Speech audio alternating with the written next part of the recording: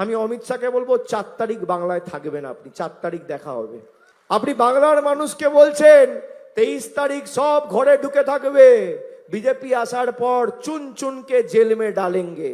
বিজেপির সাথে বেশি উদারতা দেখাতে নেই। আর আমাদের যারা মানুষের প্রতি অবিচার করেছে, মানুষকে অপমানিত করেছে, তাদের জন্য এবার রবীন্দ্রসঙ্গীত না, এবার 4 তারিখ ডিজে বাজবে, তৈরি থাকো। আমি অমিত শাহকে বলবো 4 তারিখ বাংলায় থাকবেন আপনি, 4 তারিখ দেখা হবে।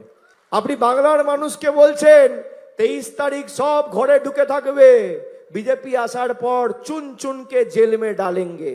বিজেপির সাথে বেশি উদারতা দেখাতে নেই। আর আমাদের যারা মানুষের প্রতি অবিচার করেছে, মানুষকে অপমানিত করেছে, তাদের জন্য এবার রবীন্দ্রসঙ্গীত না, এবার 4 তারিখ ডিজে বাজবে, তৈরি থাকো।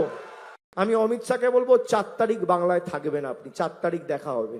আপনি বাংলার মানুষকে বলছেন 23 তারিখ সব ঘরে ঢুকে থাকবে, বিজেপি আসার পর চুন চুনকে জেল মে ডালেঙ্গে।